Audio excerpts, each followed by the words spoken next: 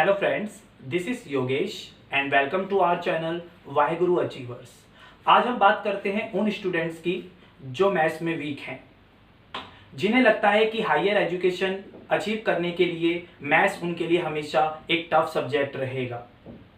सबसे पहले हम बात करेंगे कि क्या जो मैथ्स के टीचर हैं वो पहले से ही मैथ्स में इंटेलिजेंट है, पहले से ही वो स्ट्रांग है। नहीं, हम सभी भी आपकी तरह, जैसे आपको आज लगता है कि मैथ्स एक टफ सब्जेक्ट है, हमें भी लगता था, लेकिन बस डिफरेंस ये है कि कुछ स्टूडेंट्स ट्राई करते रहते हैं और कुछ स्टूडेंट्स हार मान जाते हैं। इसके लिए हमें सबसे पहले क्या करना है, हमें इस वीडियो को पूरा देखना है। ओके, अगर आपको लगता है कि आपकी मैथ्स स्ट्रांग है, आप मैथ्स में इंटेलिजेंट है, तो ये वीडियो आप उन लोगों तक शेयर करिए जो मैथ्स में वीक है या जिन्हें लगता है कि वो मैथ्स को आगे नहीं बढ़ा सकते। हम में से कुछ ऐसे भी लोग हैं जो मैथ्स से इतना घबराते हैं कि वो अपनी पढ़ाई भी छोड़ देते हैं। वो आगे इसलिए स्टडी नहीं करते क्योंकि मैथ्स भी बीच बीच में हमेशा उनके सामने आता है और उनको प्रॉब्लम देता है। इसके लिए हमें क्या करना है, हमें आज 3 टॉपिक्स पढ़ने हैं, 3 चीजों को हमें ध्यान रखना है जिससे आपकी मैथ्स अच्छी होगी। नंबर 1 है हमारे पास बेसिक नॉलेज, सेकंड है हमारे पास सेम क्वेश्चंस, थर्ड है हमारे पास पॉजिटिव थिंकिंग। सबसे पहला जो हमारा टिप है, जो हमारा सबसे पहला टॉपिक है, उसके बारे में हम डिस्कस करते हैं, बेसिक नॉलेज।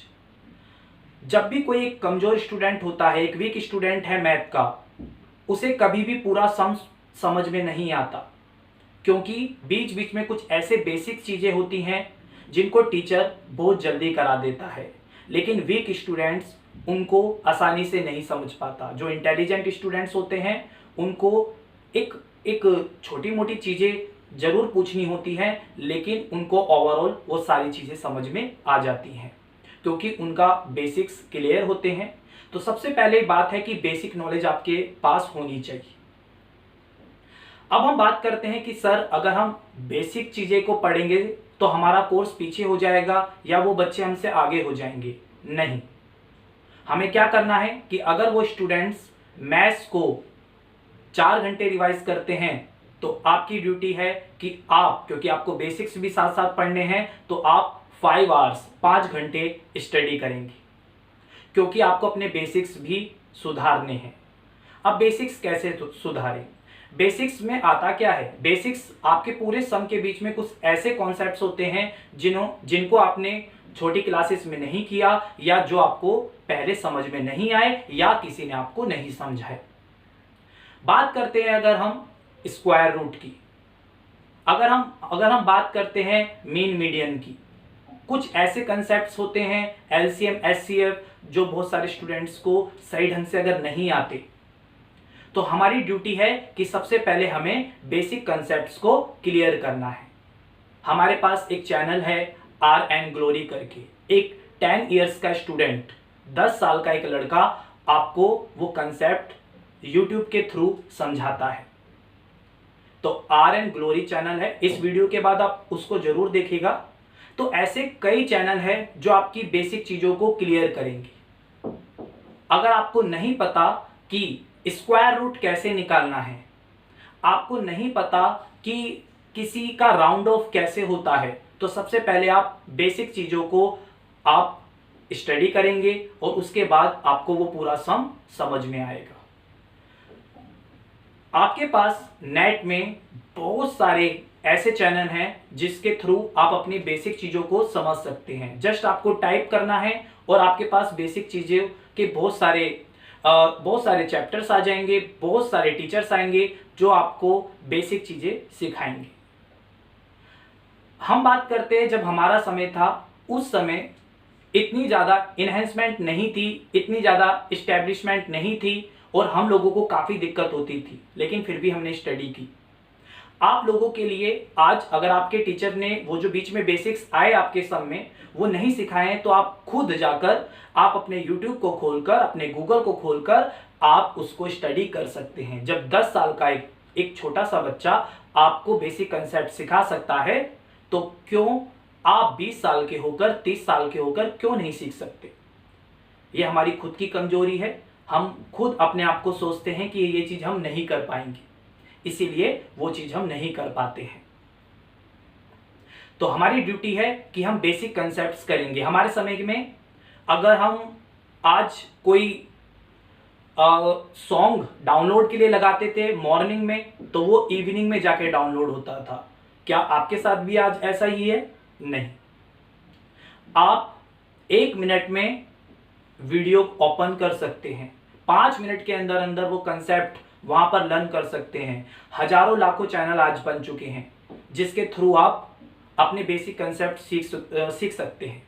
मैंने भी एक चैनल बताया RN ग्लोरी, 10 साल का स्टूडेंट आपको बेसिक कंसेप्ट सिखा रहा है। अगर आपको वो समझ नहीं आ रहे, आप और दूसरे चैनल को देख सकते हैं। जस्ट आपको जो सीखना है, आपको स्क्वायर रूट, क्योंकि कुछ टीचर्स होते हैं डायरेक्ट लिख देते हैं, अंडर रूट में कोई डिजिट है, आंसर लिख दिया, उसका जो बीच में एक बहुत बड़ा आपके पास सम था, उसके सॉल्यूशन के बीच में जो भी स्क्वायर रूट आया था, क्योंकि उनको लगता है कि आपने पहले सीख रखा है, लेकिन एक्चुअली में आपने नहीं सीखा है।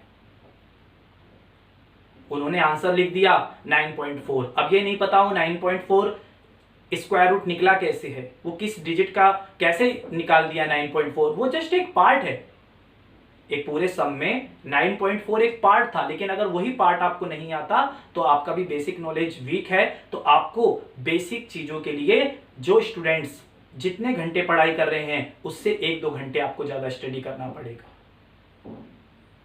ओके, सेकंड पॉइंट है हमारा सेम क्वेश्चंस।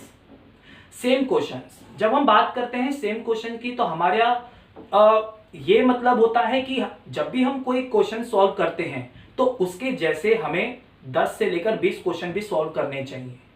मैं आपको कुछ बच्चों के एग्जांपल देता हूं जो पूरी एनसीईआरटी की बुक कर लेते हैं, लेकिन क्या प्रॉब्लम आती है कि आपने देखा होगा कि एनसीईआरटी की जो मैथ्स की बुक होती हैं उसमें फर्स्ट जो क्वेश्चन होता है किसी भी एक्सरसाइज का, तो जो फर्स्ट क्वेश्चन होता है उसके जो 6-7 पार्ट्स होते हैं वो तो सेम होते हैं, लेकिन जो सेकेंड, थर्ड, फोर्थ, जो आगे के स्टेटमेंट वाले सम्स होते हैं और न्यूमेरिकल्स होते हैं, वो केवल एक वन टाइप का ईच होते हैं, एक टाइप के होते हैं।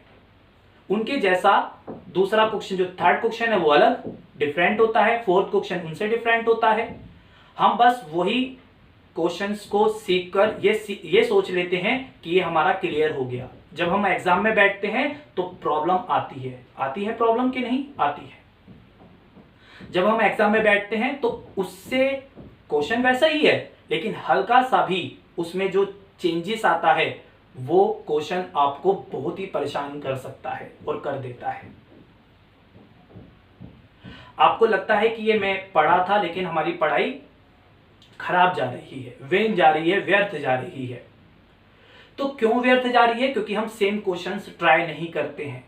हमें चाहिए कि हम जो भी क्वेश्चन करते हैं तो उसके जैसे 10-20 या 5-10 जितनी आपकी कैपेसिटी है, जितना आपके पास टाइम है, सॉल्व करें। क्योंकि कभी कभार क्या होता है कि हम एक जैसे जब सम सॉल्व करते हैं तो हमारी नॉलेज बढ़ती जाती है, हमें पता चलता जाता है कि यह है तो एक जैसे सम, लेकिन इनके बीच में जो जो चीजें आ रही हैं उनमें हल्का फुल्का डिफरेंस है। उसी डिफरेंस से हम इंटेलिजेंट बनते हैं, हम सीखते हैं ज्यादा। इसके लिए आपके पास मार्केट में बहुत सारी बुक्स अवेलेबल हैं, नेट में बहुत सारी चीजें अवेलेबल हैं। सेम क्वेश्चंस के लिए आजकल आपके पास बहुत सारे ऐप हैं। आपको अगर कोई बुक के बारे में पूछना हो तो आप हमें मैसेज कर सकते हैं, ओके। हमारे व्हाट्सएप नंबर पर हमें क्वेरीज भेज सकते हैं, हम आपको बुक्स बताएंगे। आपको कुछ बुक्स पहले से ही पता है, PK Garg, Upadhyay RD Sharma, books available हैं मैथ्स की, आप स्टडी कर सकते हैं। अगर आप मैथ्स की ये वाली बुक्स भी नहीं लेते हैं, अगर इनके अलावा कोई भी बुक्स मिलती है, आप अपने स्टैंडर्ड के अपनी क्लास के लेते हैं, तो आपको तब भी कुछ क्वेश्चंस आपके जो आपके एनसीईआरटी हैं उनसे मैच करते हुए, क्योंकि कोर्स से तो बाहर आपको दे नहीं सकते ना, आपको जो सम होंगे वो आपके जितनी आपकी लिमिट है वही होंगे। कोई कोई स्टूडेंट्स पूरी मैथ कर लेते हैं, है ना, खुश हो जाते हैं, पूरी मैथ्स आती है, लेकिन फिर भी एग्जाम में अच्छे नंबर नहीं आ पाते या टफ लगते हैं उन्हें जब एग्जाम में सम आते हैं, क्योंकि वो सेम क्वेश्चंस रिवाइज नहीं कर पाते। जब वो सेम क्वेश्चंस नहीं कर पाते तो कहीं ना कहीं पर कंफ्यूजन आएगी। आपको सेम क्वेश्चंस करने हैं ताकि आप हायर एजुकेशन गेट कर सको। ओके, नेक्स्ट जो टिप है हमारे लिए वो है पॉजिटिव थिंकिंग। पॉजिटिव थिंकिंग आपके लिए बहुत ही जरूरी है।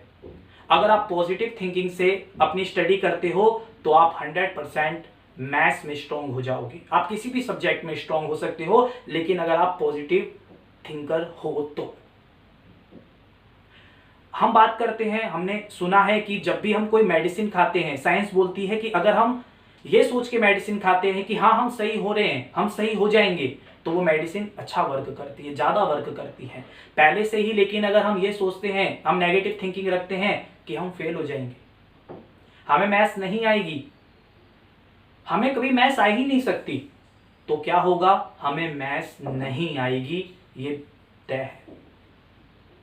हम पहले से ही सोच लें कि हमको कोई गैजेट चलाना नहीं आएगा, हमको कोई चीज करनी नहीं आएगी, पहले से ही हम नेगेटिव थिंकिंग सोच ले किसी के भी बारे में, तो वो चीज हमें बहुत परेशान करती है, बहुत ही ज्यादा परेशान करती है।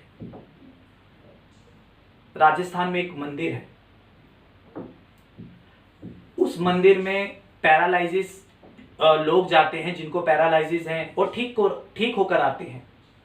न्यूज चैनल वाले गए वहां पर, देखा तो उन्हें भी पता चला इसके पीछे भी पॉजिटिव थिंकिंग है। जब वो वहां पर जाते हैं तो उनको 7 राउंड करवाए जा रहे हैं, 7 राउंड कराए जा रहे हैं, 7 दिनों तक रखा जा रहा है और उनको मेडिसिन ही दी जा रही है जो प्रसाद की तरह है। वो मेडिसिन ही है, लेकिन एक्चुअली में वहां पर वो पॉजिटिव थिंकिंग रखकर जाते हैं, इसलिए वो वहां पर जल्दी सही होते हैं कि भाई तू सही हो गया था वहां जाकर, तो मैं भी हो जाऊंगा जब तू सही हो गया था। तो जब आप पॉजिटिव थिंकिंग रखोगे कि 10 साल का बच्चा जब आपको मैथ सिखा सकता है, RN ग्लोरी चैनल का नाम है, मैं दोबारा चैनल का नाम डिस्कस करूंगा, और जब 10 साल का बच्चा आपको मैथ सिखा सकता है तो क्यों आपको मैथ नहीं आएगी। अगर आपको मैथ एक बार नहीं आ रही, आप 2 बार करो, 3 बार करो, 4 बार करो, आपसे सॉल्व होगा। आप इस वीडियो को हमेशा याद रखो, जब भी आप मैथ करते हो हमेशा याद रखो पॉजिटिव रहना बहुत जरूरी है। आप पॉजिटिव रहकर कोई ऐसी चीज भी यूज करते हो, ऐसा जो आप बोल सकते हो कि आपको लगता है कि ये फूड आपके लिए फायदेमंद है, ठीक है ना, और आप उसको क्या करते हो, ठीक है ना, ये सोच के खाते हो कि आज तो मैं इससे ना बहुत ज्यादा फेयर दिखूंगा, मैं ज्यादा, मेरे को एनर्जी दिखेगी मेरे शरीर में, तो वो आपको दिखने लग जाती है, क्योंकि आपके सारे सेल, आपके जो बॉडी के सेल होते हैं वो आपके साथ चलते हैं, आपके साथ सोचते हैं, तो वो मिलकर अच्छा वर्क करते हैं। सबसे बड़ी बात ये है, जब आप पॉजिटिव रहोगे तो आपका शरीर आपके साथ पॉजिटिव रहेगा और उस चीज में आपको इजी हो जाएगा करना, आपके लिए आसान हो जाएगा। जो चीज आपने सोचा था वो चीज आपके साथ होगी, अब क्योंकि आपने जो सोचा वो आप, बहुत सारे लोग आपने देखा है ना कि बहुत सारे लोग किसी गुरु को भी मानते हैं, जी मैंने जब से उन गुरु को माना है ना, ठीक है ना, या मैंने उस साधु संत को माना है तो मेरे जीवन में ना शांति आई है, जीवन वैसा ही है। लेकिन क्या हुआ है, आपने पॉजिटिव थिंकिंग रखनी स्टार्ट कर दी है, तो उसी के कारण ही आप अच्छी अच्छी चीजें सीख रहे हो, सोच रहे हो। तो क्या हो रहा है कि जब भी आपके साथ चीज होती है कोई गलत, तो आप सोचते हो जाएगी ये सही, क्योंकि हमारे साथ वो साधु संत है, हमने इस गुरु को माना हुआ है। इसी तरीके से मैथ्स में जब आप ये सोचोगे कि मैथ्स भी हमसे हो जाएगी, जब इससे हो गई, जब उससे हो गई, जब 10th जो 10 साल की एज का जो लड़का है उससे हो गई, ठीक है ना, तो क्यों नहीं हमसे होगी, हमसे भी मैथ्स आसानी से सॉल्व होगी। लेकिन हमें पॉजिटिव इसलिए रहना है ताकि हमारी बॉडी, ठीक है ना, हमारा मन लगा रहे और वो हमारे लिए इजी हो जाए। ओके, थैंक्स, होप आपको ये वीडियो जरूर पसंद आई होगी। आप इसको अपने फ्रेंड्स के साथ भी शेयर करें ताकि उनको भी अगर किसी को ज़रूरत हो तो वो कि मैथ्स को आप कैसे इजी बना सकते हो वो इस वीडियो की हेल्प से ज़रूर समझें। Okay, thanks.